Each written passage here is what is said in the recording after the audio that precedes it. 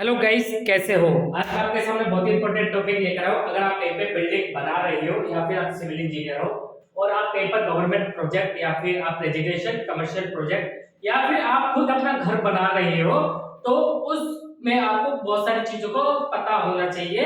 जैसे हमारा important part होता है पानी।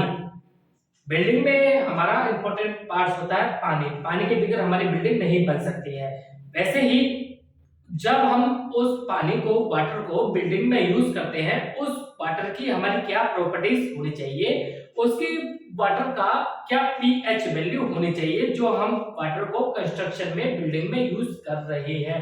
कहीं हमारी वाटर की पीएच वैल्यू ज्यादा है, पीएच वैल्यू ज्यादा होने की वजह से कहीं वह पानी हमारी बिल्डिंग को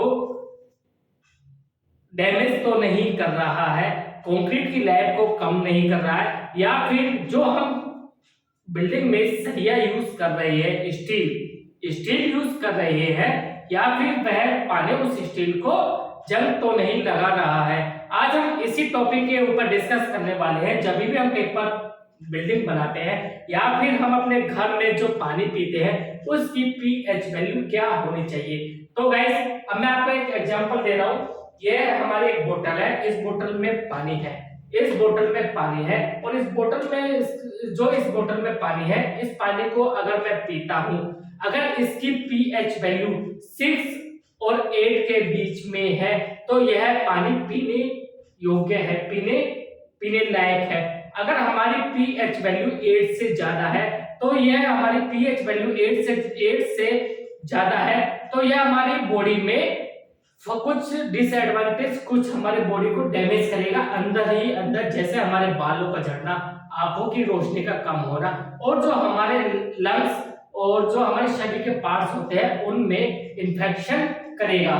तो गाइस, जब भी हम कहीं पर अपने पानी पीते हैं तो हमें जो हमारे घरों में डोमेस्टिक वाटर सप्लाई होता है तो हमें उस डोमेस्टिक वाटर की पीएच वैल्यू चेक कर लेनी चाहिए, और पीएच वैल्यू चेक करने के अकॉर्डिंग उसके बाद में हमें पानी पीना चाहिए। तो गाइस, अब हम डिस्कस करते हैं कंस्ट्रक्शन के ऊपर। जब भी हम कहीं पर बिल्डिंग बनाते हैं, जब भी हम कहीं पर बिल्डिंग बनाते हैं, बिल्डिंग बनाने के लिए हम यह पानी का यूज करते हैं। पानी का यूज करने के बाद में वाटर जो हम यूज करते हैं उसकी हमें लेबोरेटरी में पीएच वैल्यू टेस्टिंग कर लेनी चाहिए। लेबोरेटरी में हमें पीएच वैल्यू टेस्टिंग इसलिए कर लेनी चाहिए, अगर हमारी पीएच वैल्यू कम है, 6 से पीएच 6 से वैल्यू कम है, या फिर पीएच 8 से हमारी वैल्यू ज्यादा है, वह वाटर कंक्रीट में मिक्स होगा। कंक्रीट में मिक्स होने के बाद में उसकी पीएच वैल्यू ज्यादा होने की वजह से वह हमारी रिएक्शन जनरेट होती है उस वाटर में। वाटर और कंक्रीट और सीमेंट में मिक्स होने के बाद में उसमें रिएक्शन जनरेट होती है। रिएक्शन जनरेट होने के बाद में वह अंदर ही अंदर बिल्डिंग को कोरोजन लगाता है और कंक्रीट की लैब को कम करता है और कंक्रीट में सीलन को बनाता है।